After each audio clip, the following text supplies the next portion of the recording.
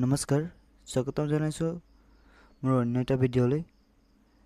আজি মই তোমালোকৰ সূচক বা ঘাত যোনটো আমি ইংলিছত কওঁ এক্সপোনেণ্ট, ইয়াৰ কুৱেশ্যন এটা লৈ আহিছোঁ। কুৱেশ্যনটো চোৱা, আৰু কুৱেশ্যনটো পৰীক্ষাত দেখা যায় সেইকাৰণে লৈ আহিছোঁ। চোৱা কুৱেশ্যন কি কৈছে, এক্সৰ মান নিৰ্ণয় কৰা, হয়নে? আমাৰ ফাইণ্ড দ্য এক্সৰ মান নিৰ্ণয় কৰিব কৈছে আমাক।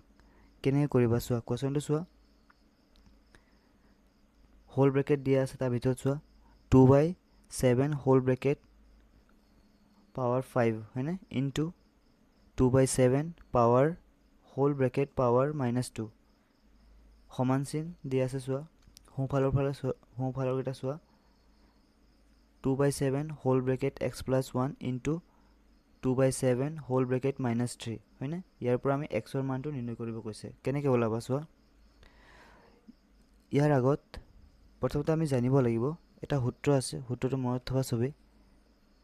সূত্ৰটো চোৱা, এইটো সূত্ৰ ধৰি লোৱা, এইটো এ বুলি ধৰা আৰু এইটো এ বুলি ধৰা। দুইটা সমান সমান আছে, হয়নে? দুইটা একে আছে।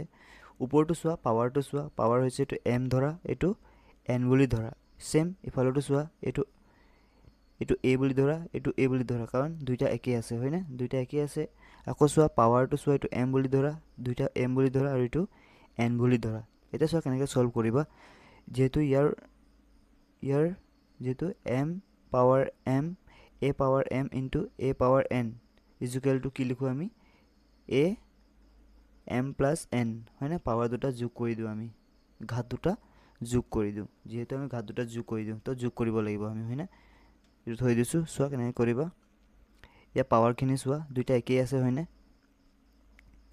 তো চোৱা সূচক একেই আছে, ঘাত দুটা যোগ কৰিব লাগিব, হয়নে? যিহেতু আমাৰ পূৰণ হৈ আছে, সূত্ৰৰ মতে আমি কৰি যাব লাগিব, হয়নে?